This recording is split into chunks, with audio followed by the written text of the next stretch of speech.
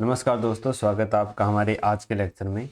कल हमने पढ़ा था भुगतान बैंक जो विभेदित बैंक का एक भाग है। विभेदित बैंक दो प्रकार के होते हैं, एक भुगतान बैंक और एक लघु वित्त बैंक। तो आज हम शुरुआत करने जा रहे हैं लघु वित्त बैंक से।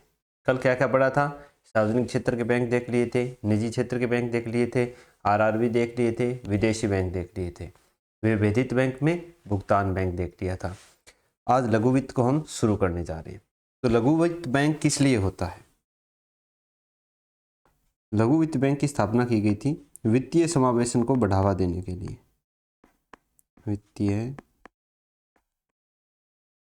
समावेशन को बढ़ावा देने के लिए।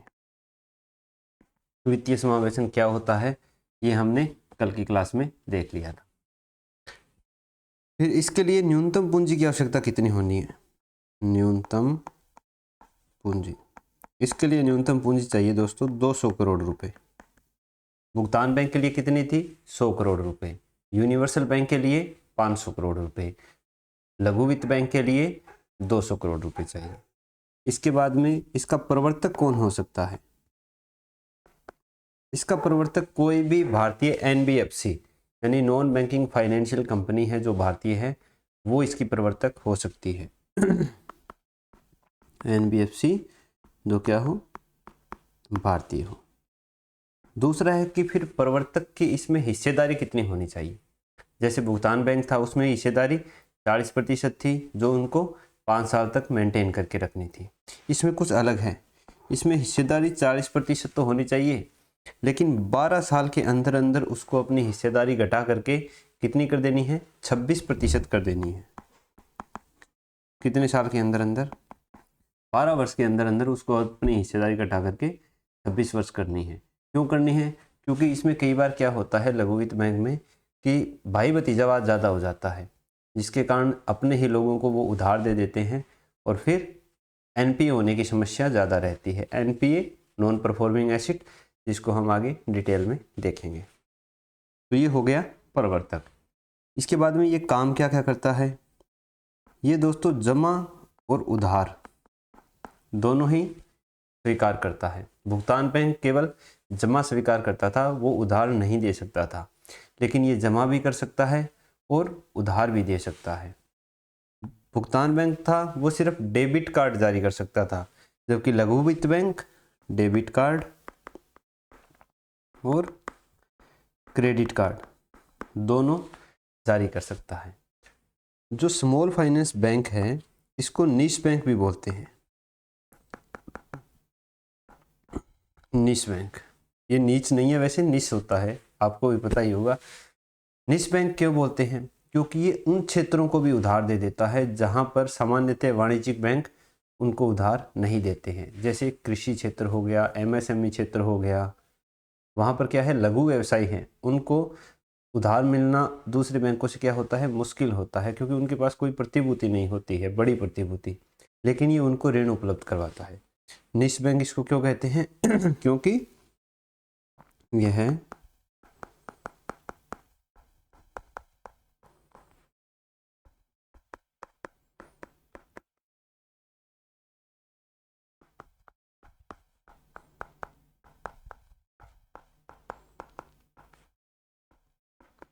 जिन्हें सामान्य बैंक उधार नहीं देते,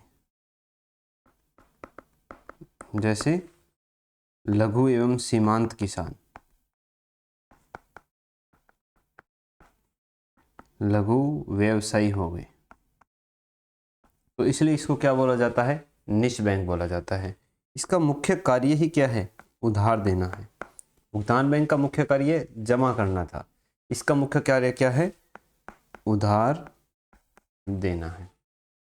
फिर लघु वित्त बैंक के लिए आरबीआई ने गाइडलाइन जारी की है, जिसके अंतर्गत इसको अपने जो टोटल उधारी है, टोटल ऋण है, उसका 60% पीएसएल में देना जरूरी है।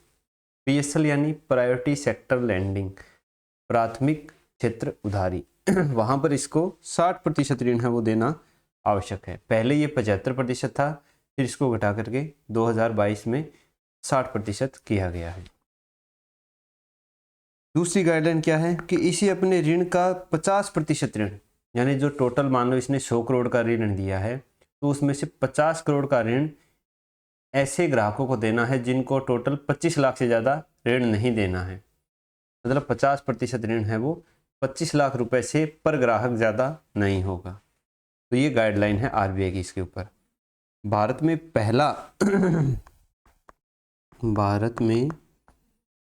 पहला एसएफबी स्मॉल फाइनेंस बैंक कौन सा था? Capital small finance bank. और आजकल वर्तमान में हम जिसकी सबसे ज़्यादा ऐड देखने को मिल रही है कौन सा है? AU small finance bank. एक उत्कर्ष स्मॉल फाइनेंस बैंक भी है। तो ये हो गए हमारे स्मॉल फाइनेंस बैंक, लघु वित्त बैंक। तो किसके भाग हैं? विभेदित बैंक के। भुगतान बैंक और इसमें क्या क्या अंतर है हमने साथ ही साथ देख लिया। भुगतान बैंक में 100 करोड़, लघु वित्त बैंक में 200 करोड़। ऐसे ही क्या करेगा आरपीएससी, स्टेटमेंट देखे और उसमें से या तो गलत पूछेगा या सही पूछेगा। पूंजी में अंतर है 100 crore 200 crore. Debit card credit card, भुगतान बैंक सिर्फ डेबिट कार्ड जारी करेगा, लघु वित्त बैंक डेबिट और क्रेडिट दोनों जारी करेगा। भुगतान बैंक केवल जमा स्वीकार करेगा, ये जमा और उधार दोनों देगा। बस अब इसे अपनी उधारी का 60% किस में देना है? प्राथमिक क्षेत्र उधारी में देना है। 50% अपनी उधारी है उसका 25 लाख से ज़्यादा पर ग्राहक को नहीं देना है। तो ये हो गया अपना एसएफबी लघु वित्त बैंक। अब इसमें एक कीवर्ड आया था प्राथमिक क्षेत्र उधारी, प्रायोरिटी सेक्टर लैंडिंग क्या चीज होती है? प्रायोरिटी सेक्टर लैंडिंग, प्राथमिक क्षेत्र उधारी, इसको क्या बोलते हैं हम? पीएसएल भी बोलते हैं। ये कौन से क्षेत्र हैं? ये वे क्षेत्र हैं जिनको बिना किसी अतिरिक्त प्रयास के, बिना किसी सरकार के अतिरिक्त प्रयास के समय पर और पर्याप्त मात्रा में ऋण नहीं मिलता है सामान्य बैंकों से। उनको क्या कहा जाता है? प्राथमिक क्षेत्र कहा जाता है। आरबीआई के दिशा निर्देशानुसार जितने भी बैंक हैं उनको अपनी जो टोटल उधारी है उसका 40% किस में देना होता है? पीएसएल में देना होता है। प्रायोरिटी सेक्टर लैंडिंग से क्या अभिप्राय होगा? अर्थव्यवस्था के वे क्षेत्र, अर्थव्यवस्था के वे क्षेत्र जिनको ऋण बिना विशेष व्यवस्था की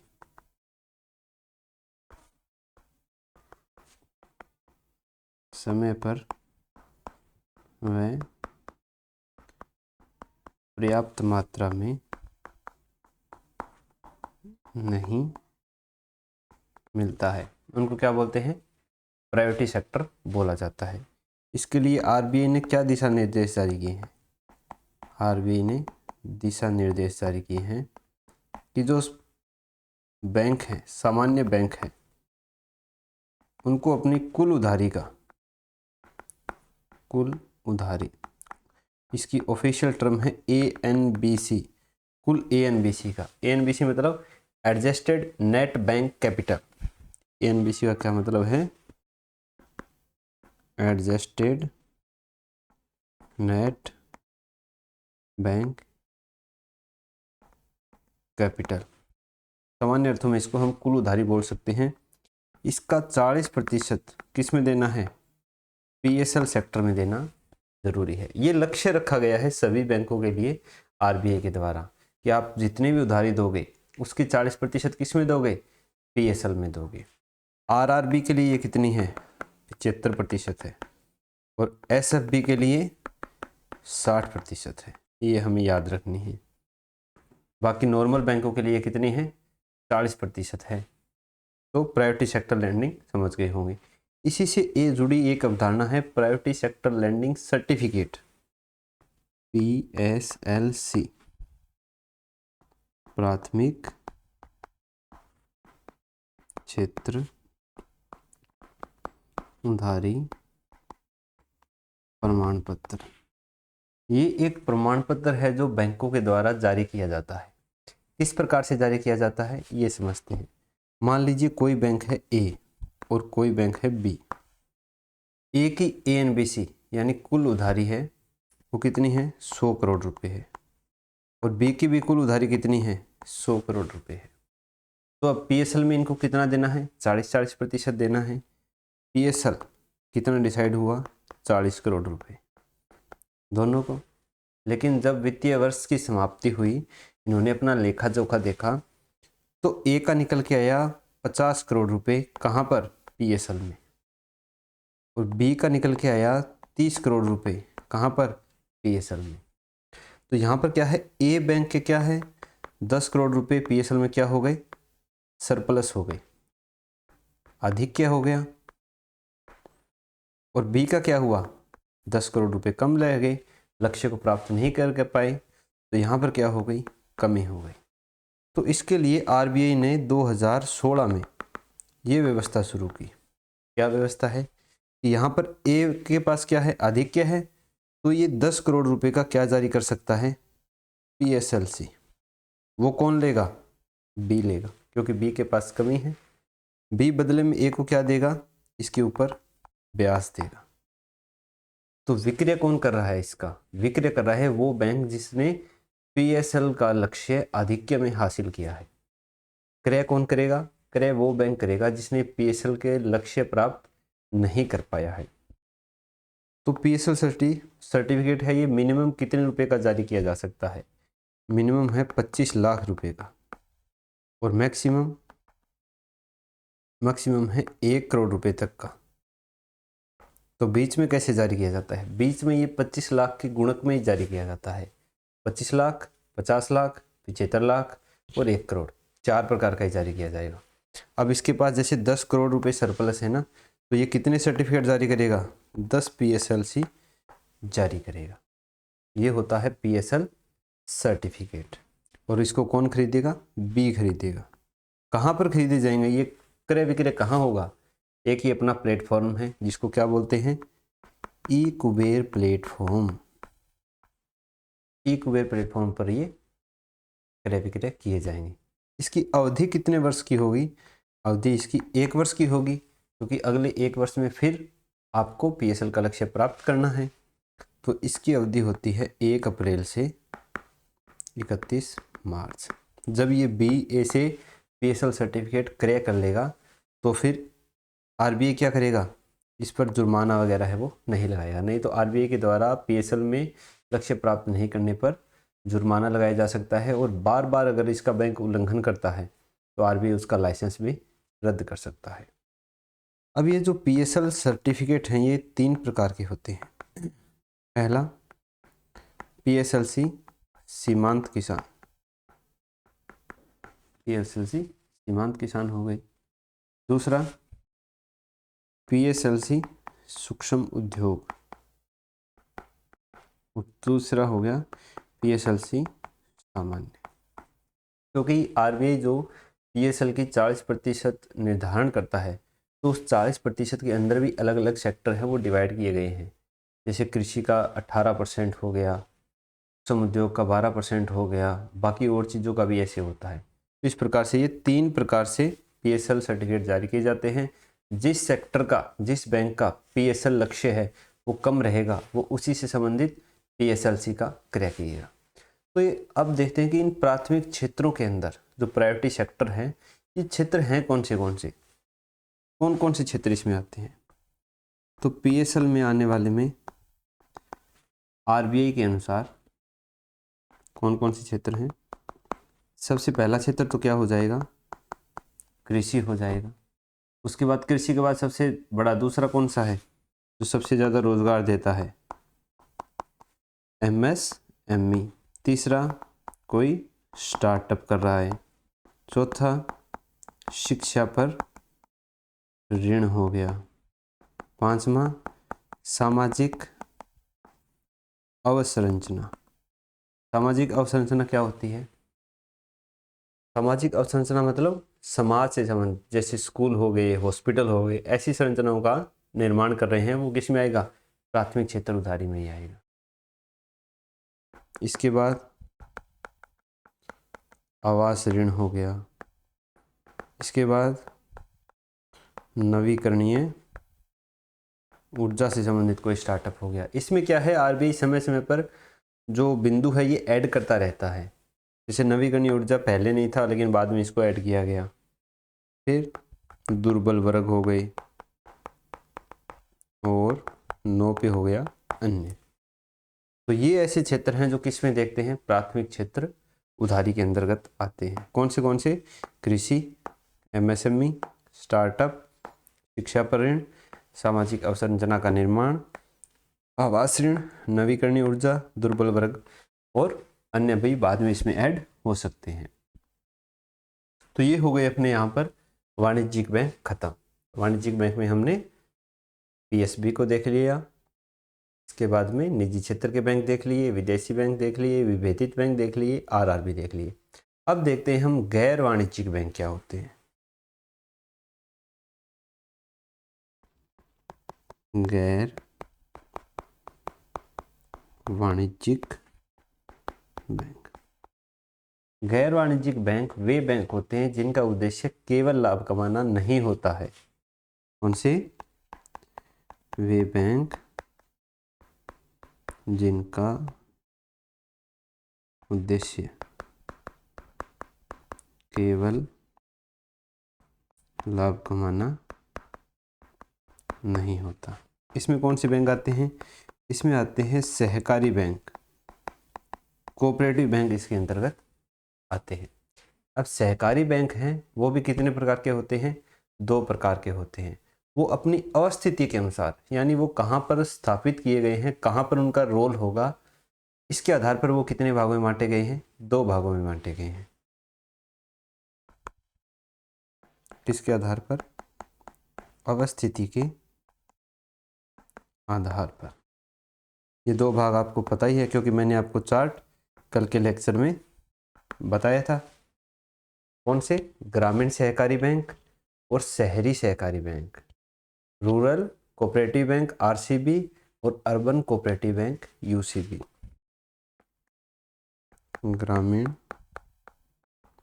सहकारी bank RCB, royal challenger Bangalore नहीं है ये, और शहरी सहकारी बैंक यानी यूसीबी। अब इनका आगे भी वर्गीकरण है, किस प्रकार से है? सबसे पहले देखते हैं ग्रामीण सहकारी बैंक का। ग्रामीण सहकारी बैंक, इसको भी कितने भागों में बांटा गया है? 2 भागों में बांटा गया है। किस आधार पर? उधार देने की अवधि के आधार पर, कि कितने समय के लिए उधार देंगे बैंक, इसके आधार पर इनको कितने भागों में बांट दिया गया? 2 भागों में। कौन से? एक अल्पकालिक और एक दीर्घकालिक उधार के आधार पर। पहला हो गया अल्पकालिक, और अल्पकालिक हमेशा 1 वर्ष तक होता है, और दूसरा क्या हो गया?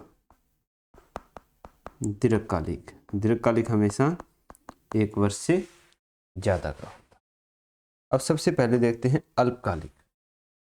कोई भी किसान है वो अल्पकालिक ऋण क्यों लेगा? अल्पकालिक ऋण लिया जाता है दोस्तों कृषि उत्पादन के लिए, जैसे उसको उन्नत बीज लेने हैं, उर्वरक लेने हैं, या अपने भूमि का कुछ प्रबंधन करना है। इसके लिए वो अल्पकालिक ऋण लेता है ताकि जो फसल वो बो रहा है, जिस फसल के लिए उसने ऋण दिया है, वो फसल उसको प्राप्त होते ही वो ऋण चुका देगा। ये सामान्यतः केसीसी के रूप में दिया जाता है। किसके रूप में दिया जाता है? केसीसी के रूप में। किसके लिए दिया जाता है? कृषि उत्पादन के लिए अल्पकालिक ऋण है वो दिया जाता है। तो जो अल्पकालिक ऋण है इसकी वहां पर होती है त्रिस्तरीय संरचना। 3 स्तर पर सहकारी बैंक होते हैं। सबसे ऊपरी स्तर पर होता है राज्य सहकारी बैंक, स्टेट कोऑपरेटिव बैंक। उसके बाद आता है जिला केंद्रीय सहकारी bank, district central cooperative bank, और सबसे नीचे आता है PACS पैक्स, प्राथमिक कृषि सहकारी समिति, प्राइमरी एग्रीकल्चर कोऑपरेटिव सोसाइटी। इसमें जो पैक्स है वही क्या करती है? किसानों को प्रत्यक्ष रूप से उधार देती है। बाकी जो राज्य सहकारी बैंक है और जो जिला केंद्रीय सहकारी बैंक है वो एक तरह से पुनर्वित्त संस्था का कार्य करते हैं। ये किसको धन उपलब्ध करवाते हैं? ये पैक्स को धन उपलब्ध करवाते हैं। किस प्रकार से करवाते हैं वो देखते हैं। त्रिस्तरीय संरचना में सबसे ऊपर कौन होता है? SCB, राज्य सहकारी बैंक। इसके बाद कौन आता है? DCCB, जिला केंद्रीय सहकारी बैंक। इसके बाद 3 नंबर पे कौन आता है? पैक्स, प्राथमिक कृषि सहकारी समिति। इंग्लिश में लिखें तो state cooperative bank, district central cooperative bank. इसको लिखें तो प्राइमरी एग्रीकल्चर कोऑपरेटिव सोसाइटी। ठीक है। अब क्या है जो SCB है, मैं शॉर्ट में नाम लूँगा इनका, ये किसको ऋण उपलब्ध करवाता है? वित्त उपलब्ध करवाता है। ये DCCB को भी पैसे देता है और पैक्स को भी सीधा पैसे देता है। ये है राज्य सहकारी बैंक का कार्य। इसको पैसे कहाँ मिलते हैं? इसको पैसे मिलते हैं दोस्तों नाबार्ड से। जो राज्य सहकारी बैंक है इसको वित्त नाबार्ड से दिया जाता है। ये किसको देता है? 2 को देता है, एक जिला केंद्रीय सहकारी बैंक को और एक प्राथमिक कृषि सहकारी समिति को। तो DCCB किसको देता है? DCCB देता है पैक्स को। DCCB को वित्त किससे मिलेगा? SCB से। देगा किसको? ये पैक्स को देगा। पैक्स फिर आगे किसको देती है? प्रत्यक्ष रूप से किसानों को ऋण देती है। तो ये त्रिस्तरीय संरचना आपकी समझ में हो गई, राज्य स्तर पर, जिला स्तर पर और सोसाइटी जो सामान्यतः पंचायत के स्तर पर होती है। एक पंचायत में भी कई सोसाइटीज होती है। जो राज्य सहकारी बैंक है इसको कौन देता है? नाबार्ड देता है। तो ये हो गया हमारा अल्पकालिक ऋण के लिए त्रिस्तरीय ढांचा। अब देखते हैं दीर्घकालिक ऋण के लिए क्या होता है।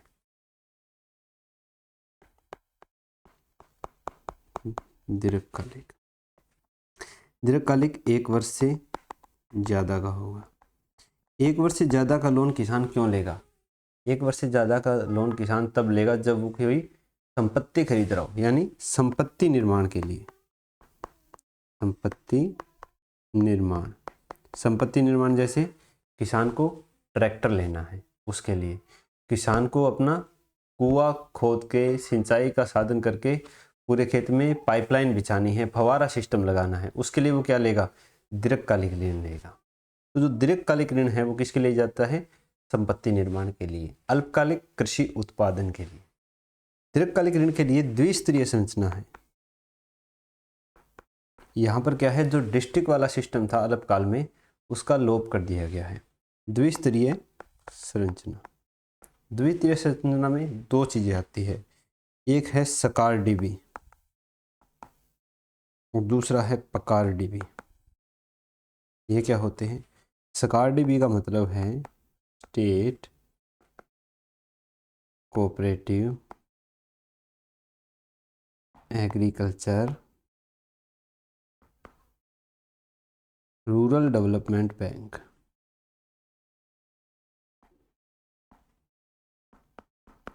यानी राज्य सहकारी कृषि एवं ग्रामीण विकास बैंक, इसको बोलते हैं सकार डीबी। पकार डीबी में स्टेट की जगह क्या आ जाएगा? प्राइमरी आ जाएगा। प्राइमरी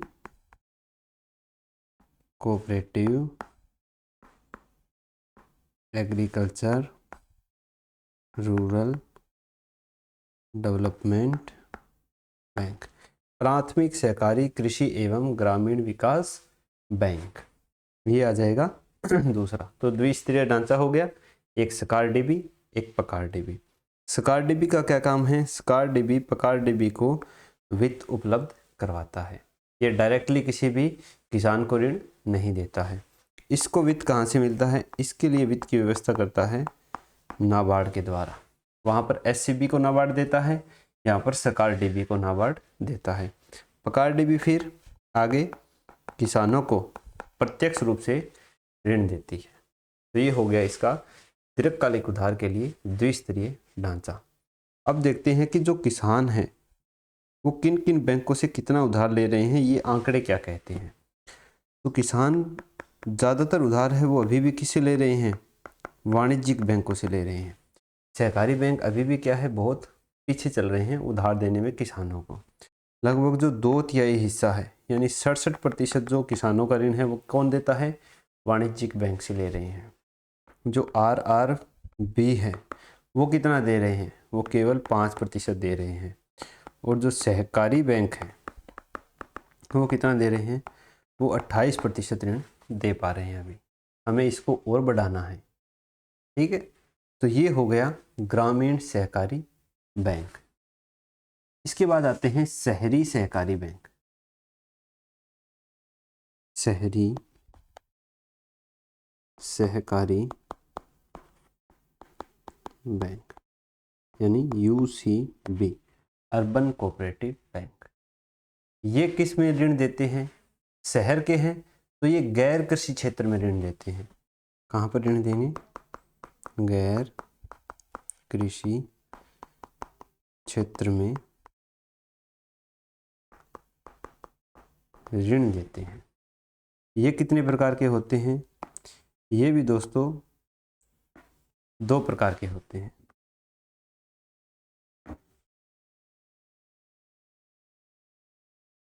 कौन से? एक है राज्य शहरी सहकारी बैंक, दूसरा है बहुराज्यीय शहरी सहकारी बैंक। ये 2 प्रकार होते हैं शहरी सहकारी बैंक के। अब इनके नामों से ही स्पष्ट हो रहा है कि जो राज्य शहरी सहकारी बैंक है ये कितने राज्यों में होगा? ये केवल एक राज्य में स्थापित होगा। इसकी सारी शाखाएं एक राज्य में ही होगी। इसका हो जाएगा एक ही राज्य में स्थापित। और ये जो बहुराज्यीय शहरी सहकारी बैंक है इससे क्या प्रतीत होता है कि इसकी शाखाएं एक से अधिक राज्य में हैं। तो एक से अधिक राज्यों में शाखाएं, जैसे इसका उदाहरण है Punjab and Maharashtra cooperative bank. फिर इनका पंजीकरण किया जाता है सहकारिता मंत्रालय के अधीन सहकारी रजिस्ट्रार के अंतर्गत। तो ये जो एक राज्य वाला होता है ये राज्य के सहकारी रजिस्ट्रार के अंतर्गत पंजीकृत होते हैं। राज्य के सहकारी रजिस्ट्रार तो राज्य में सहकारिता मंत्रालय होता है उसके एक अधिकारी होते हैं। केंद्र में भी सहकारिता मंत्रालय होता है उसमें भी सहकारी रजिस्ट्रार होते हैं। तो राज्य वाले को राज्य के सहकारी रजिस्ट्रार के अंतर्गत क्या होते हैं? ये पंजीकृत होते हैं। जबकि एक से अधिक राज्य वाले कहाँ होंगे? एक से अधिक राज्य वाले हैं वो केंद्र के सहकारी रजिस्ट्रार के अंतर्गत पंजीकृत होंगे। केंद्र के सहकारी रजिस्ट्रार के अंतर्गत पंजीकृत होंगे। फिर आगे ये भी 2 पार्ट में बांटे जाते हैं, जो होता है अनुसूचित और गैर अनुसूचित बैंक, जिनको पढ़ने की हमें आवश्यकता नहीं है। इसमें भी अनुसूचित और गैर अनुसूचित बैंक, ठीक है। तो ये हो गया शहरी सहकारी बैंकों का वर्गीकरण। अब शहरी जो सहकारी बैंक है इनका संचालन और विनियमन किस प्रकार से होता है वो देखते हैं।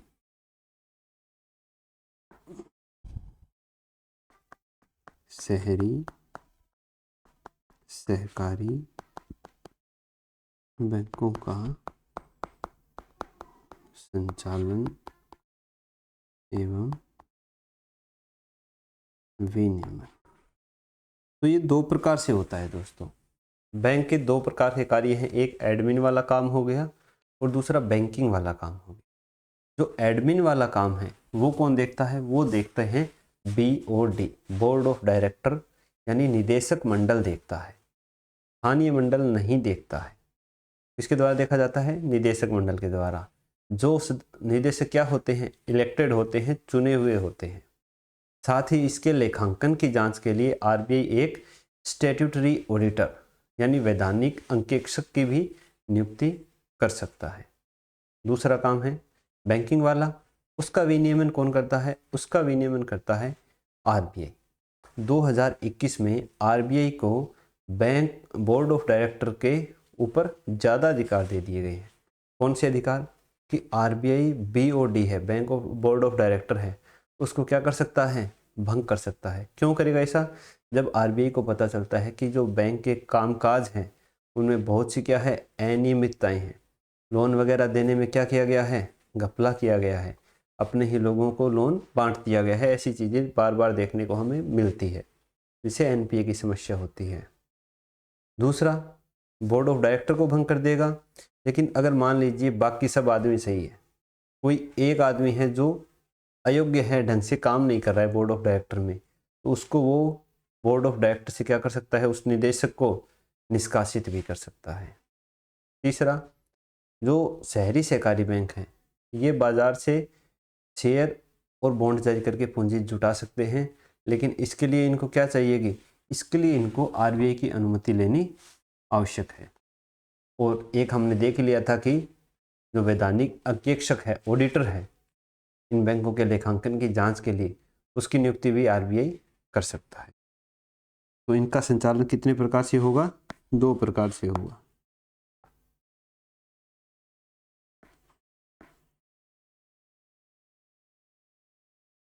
एक हो गया इसका संचालन और दूसरा हो गया इसका बैंकिंग। संचालन किसके द्वारा होगा? BOD, बोर्ड ऑफ डायरेक्टर्स, यानी निदेशक मंडल के द्वारा, जो क्या होंगे? इलेक्टेड होंगे, चुने हुए होंगे। कौन नहीं करेगा संचालन? स्थानीय मंडल नहीं करेगा, स्थानीय मंडल नहीं करेगा। फिर एक इस पर कौन नियुक्त हो सकता है? वैधानिक अंकेक्षक, इसको अंग्रेजी में क्या बोलते हैं? Statutory auditor. तो क्या करेगा? इन बैंकों के लेखांकन की जांच करेगा। बैंकिंग वाला काम यानी विनियमन, ये किसके द्वारा किया जाएगा? ये RBI के द्वारा किया जाएगा। 2021 में क्या किया गया? RBI को ज़्यादा अधिकार दे दिए गए, शक्ति ज़्यादा दी गई। किसके ऊपर? बोर्ड ऑफ डायरेक्टर के ऊपर। क्या क्या कर सकता है? RBI बोर्ड ऑफ डायरेक्टर को भंग कर सकता है। दूसरा, किसी निदेशक को बोर्ड ऑफ डायरेक्टर से क्या कर सकता है? निष्कासित कर सकता है। तीसरा, कोई वैधानिक अंकेक्षक है उसकी नियुक्ति कर सकता है। और चौथा, अगर बैंक को शेयर या बॉन्ड जारी करके क्या जुटानी है? पूंजी जुटानी है, तो उसके लिए जो अनुमति चाहिएगी वो किसकी चाहिएगी? RBI की अनुमति से ही ये हो पाएगा। तो ये हो गए शहरी सहकारी बैंक का संचालन और नियमन। फिर भी इसमें बहुत ज़्यादा क्या देखी गई? अनियमितताएं देखी गई। तो इनकी एक बार पुनर्संरचना करने के लिए किनकी? शहरी सहकारी बैंकों की, और इनमें पारदर्शिता लाने के लिए 2022 में एक समिति का गठन किया गया। इस समिति का क्या नाम था? N विश्वनाथन समिति। इस समिति ने पूंजी के आधार पर शहरी सहकारी बैंकों को 4 श्रेणियों में विभक्त किया।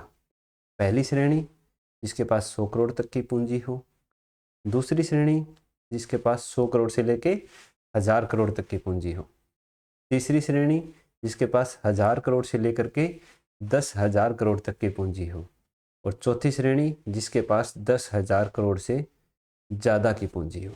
ठीक है, तो इस समिति को हम देख लेते हैं। कब बनाई गई थी? वर्ष 2022 में। नाम क्या था? N Swaminathan, N Viswanathan. क्यों बनाई गई थी? उद्देश्य क्या था? उद्देश्य था कि जो यूसीबी है, शहरी सहकारी बैंक हैं, उनमें पुनर्संरचना करना उनकी, और कार्य में क्या लाना? पारदर्शिता लाने के लिए। इसके लिए क्या किया गया? पूंजी के आधार पर बैंकों को 4 श्रेणियों में बांटा गया। किसके आधार पर? पूंजी के आधार पर।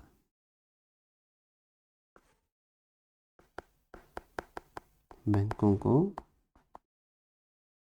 4 श्रेणियों में बांटा। 4 श्रेणियां कौन सी थी? श्रेणी 1, श्रेणी 2, श्रेणी 3 और श्रेणी 4। श्रेणी 1 कहाँ तक? 100 करोड़ रुपए की पूंजी तक। श्रेणी 2 100 से 1000 करोड़ रुपए की पूंजी तक। श्रेणी 3 1000 से 10,000 करोड़ रुपए की पूंजी तक। और श्रेणी 4 10,000 करोड़ से अधिक। इस प्रकार से बांटा गया। ठीक है, फिर इसमें एक और क्लोज लगाया गया कि अगर श्रेणी 3 का कोई बैंक है जिसका CAR 15% से ज़्यादा है। CAR को क्या बोलते हैं? पूंजी पर्याप्तता अनुपात। पूंजी पर्याप्तता अनुपात ये किससे संबंधित है? ये NPA से संबंधित है, जिसको आगे हम डिटेल में जानेंगे। अभी बस आप इतना CAR याद रखिए कि अगर श्रेणी 3 का कोई बैंक है और उसकी CAR 15% से ज़्यादा है तो उसको आपको कौन से बैंक में परिवर्तित कर देना है? यूनिवर्सल बैंक में परिवर्तित कर देना है। नहीं सॉरी, लघु वित्त बैंक में। श्रेणी 3 वाला है ना, इसको करेंगे लघु वित्त बैंक में परिवर्तित कर देना है। और अगर श्रेणी 4 का कोई बैंक है जिसका CAR कितना है?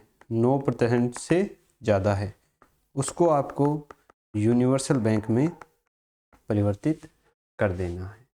साथ ही एक 300 करोड़ रुपए का अलग से क्या बनाना है? अम्ब्रेला संगठन बनाना है। अम्ब्रेला संगठन यानी जो इन चारों का क्या करेगा? नियंत्रण करेगा। और ये किसके अंतर्गत विनियमित होगा? RBI के अंतर्गत विनियमित होगा। तो ये थे शहरी सहकारी बैंक। तो हमने सहकारी बैंकों को पढ़ लिया। कौन से थे? एक ग्रामीण सहकारी बैंक और दूसरा शहरी सहकारी बैंक। ये किसके आधार पर थे? अवस्थिति के आधार पर थे कि ये स्थापित कहाँ है।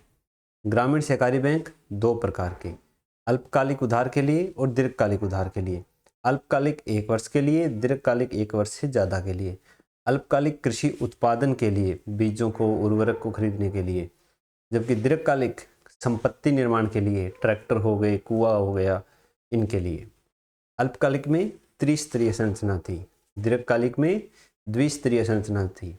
अल्पकालिक में त्रिस्तरीय संरचना में सबसे ऊपर राज्य सहकारी बैंक। इसको वित्त कौन देता है? नाबार्ड देता है।